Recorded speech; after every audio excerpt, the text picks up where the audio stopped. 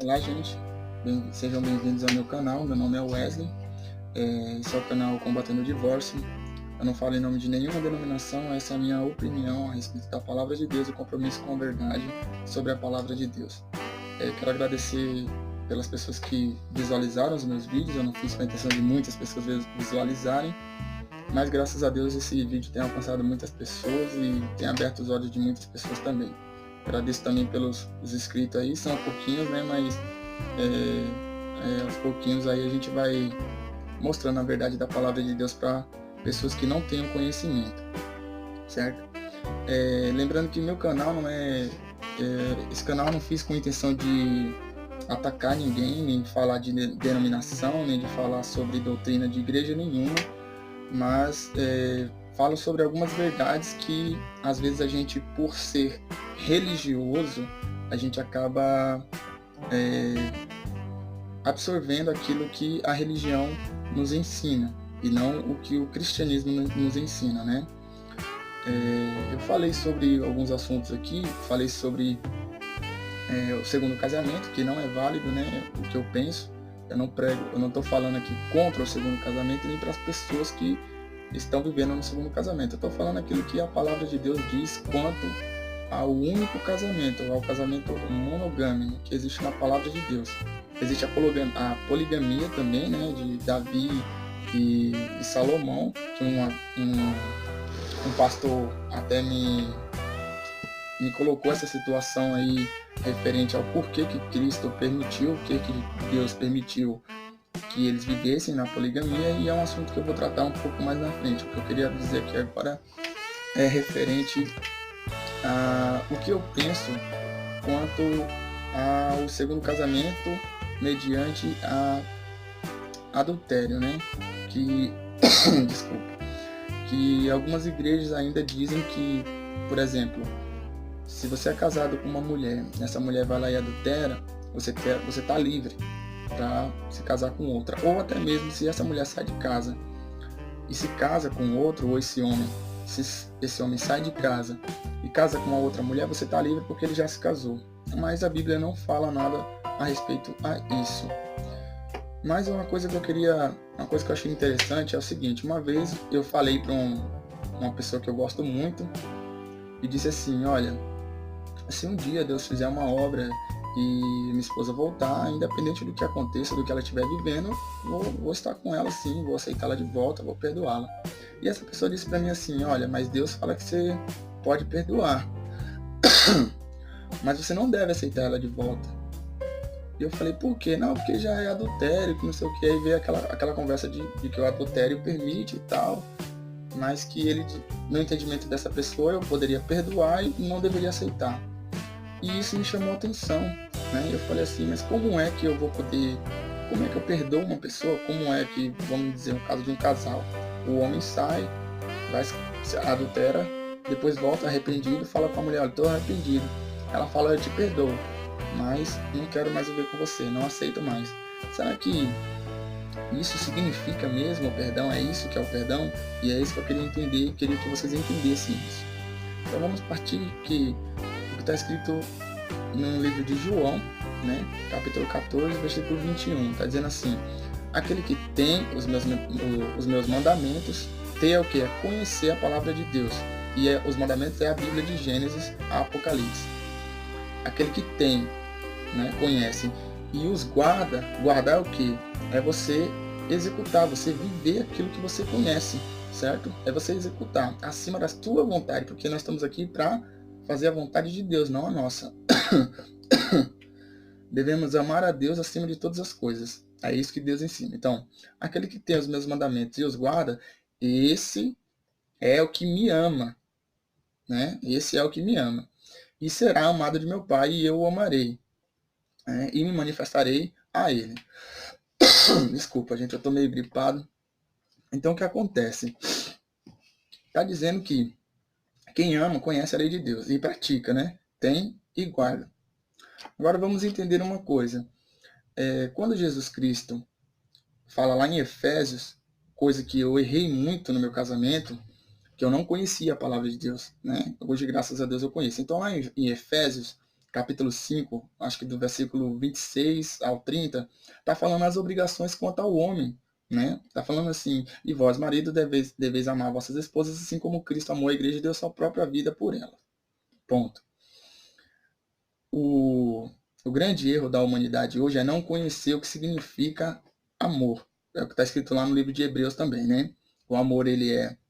Tem muita gente que acha, por causa do costume do mundo, que o amor só tem a ver, só tem relações com coisas boas, né? Ah, o amor é lindo, o amor é bonito, o amor é isso, o amor é aquilo, mas não conhece o conceito real da palavra amor que está escrito na Bíblia. Lá na Bíblia está escrito assim, ó, que o amor ele é sofredor, que o amor ele tudo espera, que o amor tudo crê, que o amor, acima de tudo, suporta tudo. Ali não está dizendo assim, olha, você tem que amar sua esposa, né? Isso é o amor. Suporta tudo, espera tudo, crê em tudo e, suporta tudo, né? Suporta, crê e sofre tudo, né?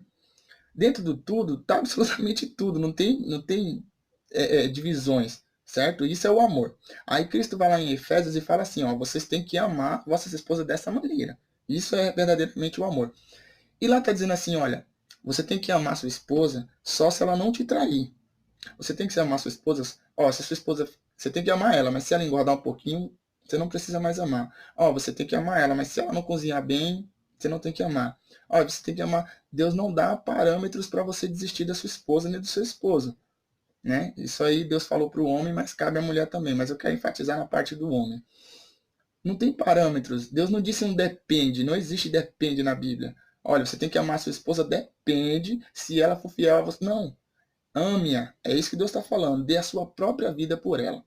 Esse é o intuito de amor, né? Tudo sofre, tudo crê, tudo espera e tudo suporta.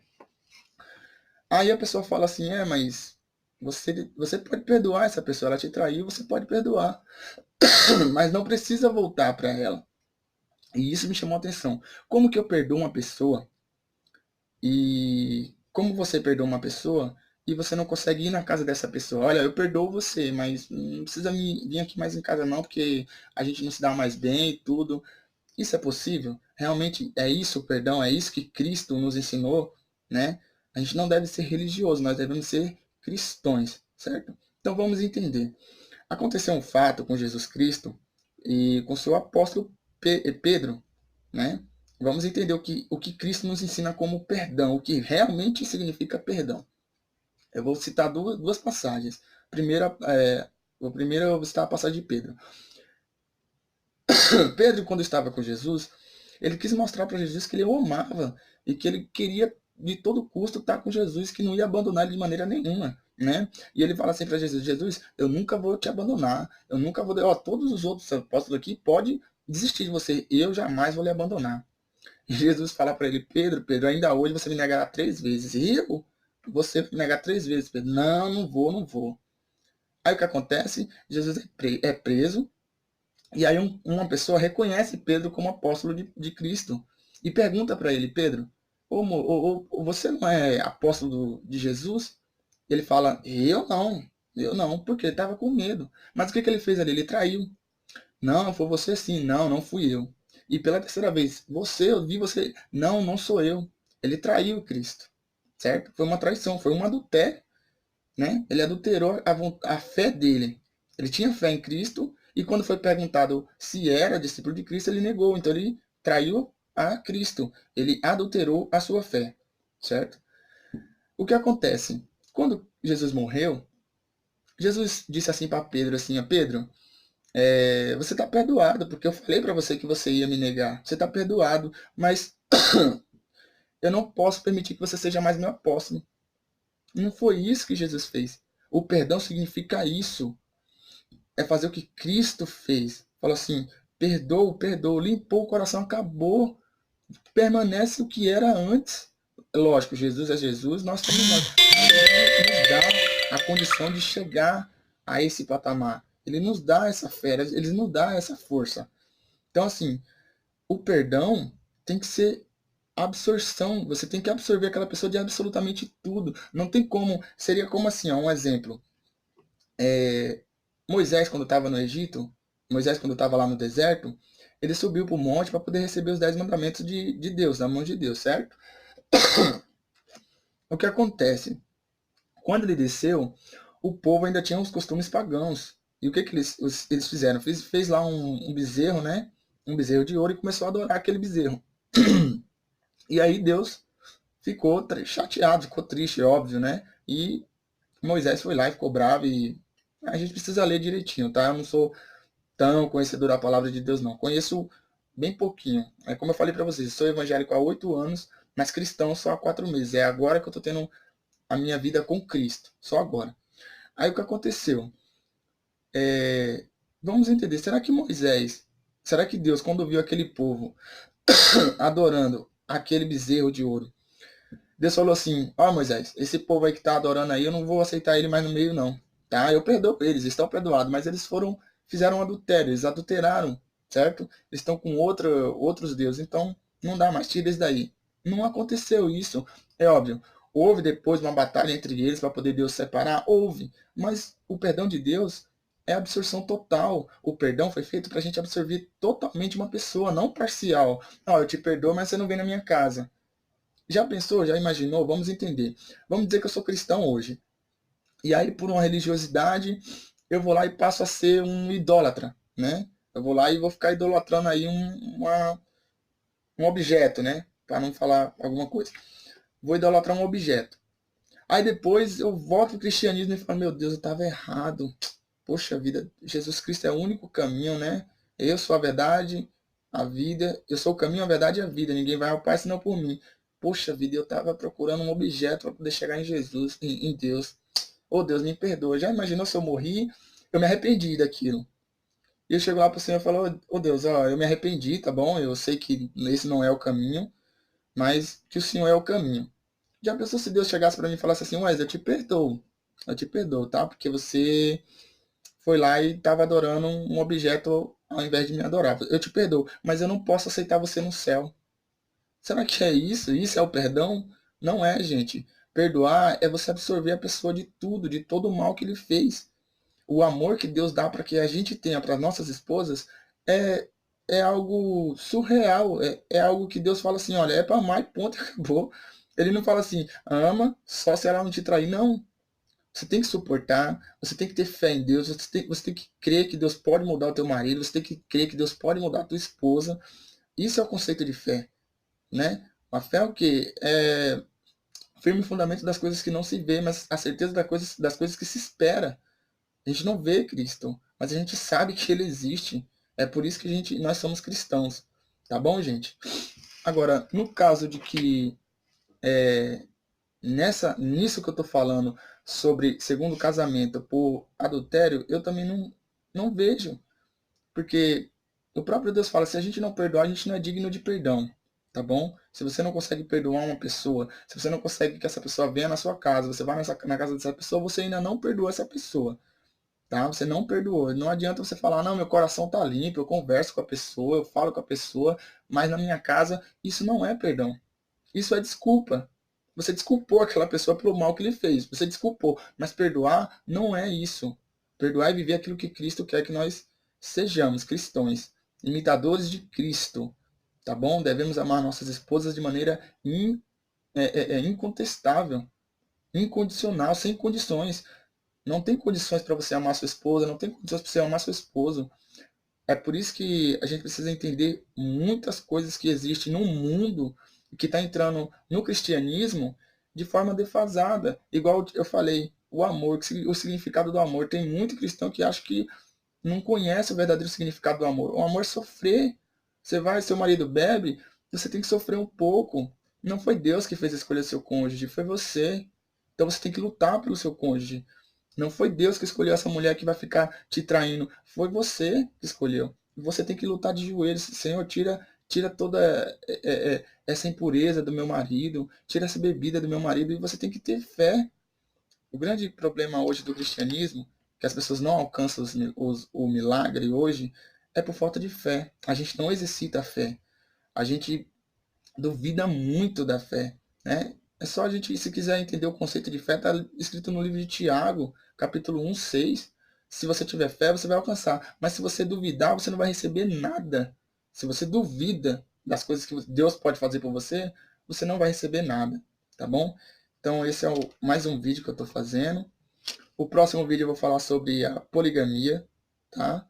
Que não está escrito na Bíblia, não tem nenhum relato sobre se Deus permite ou não a poligamia, mas a monogamia existe sim, e isso daí a gente não pode correr, tá? Vai ter muitas pessoas que vai querer falar assim, mas o divórcio existiu lá e a poligamia também existiu, logo eu também posso fazer isso, eu posso me separar e me casar. Não existe isso, né? No livro de Gênesis está muito claro, no livro de Deuteronômio, no livro de Tito, no livro de Timóteo, está muito claro a monogamia, tá bom, gente? É o próximo vídeo que eu vou fazer. Espero que vocês tenham gostado desse vídeo. Se tiver algum comentário, comentem também. Estou muito feliz pelos comentários, tá bom, gente? A gente precisa lutar pela verdade da palavra de Deus, tá bom? O segundo casamento não é bíblico, gente. Não é bíblico. Esse canal é voltado para as pessoas que estão pensando em se separar ou pessoas que se separaram e estão pensando em se casar. O meu conselho, espere em Deus, né? É o próximo vídeo que eu vou fazer também, falando sobre a felicidade. Vê, gente, eu não tenho televisão, eu não saio pra balada, eu não bebo, e eu sou um homem feliz, tá bom, gente? Eu não, lógico, vai vir a tristeza, tem saudade da minha esposa, sinto saudade dela, lógico, é óbvio, eu sou de carne. Só que a minha felicidade não está aqui na terra, meus olhos estão voltados para a eternidade, para a salvação da minha alma. Sabe por que eu sou feliz? E se amanhã eu sair cedo para ir poder trabalhar e um assaltante me assaltar e eu, sei lá, por algum acidente, ele vier me matar, eu vou estar no seio de Abraão. Essa é a minha maior felicidade. Isso é tudo para mim, entende? E eu saio aqui louco para ver a volta de Cristo. Tá bom, irmão? Mas eu vou conversar com vocês a respeito da felicidade de um cristão no próximo vídeo, que esse ficou muito longo. Meus vídeos vão demorar mais ou menos de 15 a 20 minutos mesmo, porque não dá para a gente conversar sobre assuntos bíblicos em 10 minutos, é muito pouco e também eu ainda estou aprendendo a fazer vídeos, tá bom, gente? Espero que vocês tenham gostado aí, deixa o like de vocês. Obrigado pelos 15 inscritos que tem no canal aí, que possa crescer e que a gente possa nos ajudar a espalhar o Evangelho de Deus e a verdade da Palavra de Deus e combater o divórcio dentro das igrejas, tá bom, gente? Deus abençoe a todos.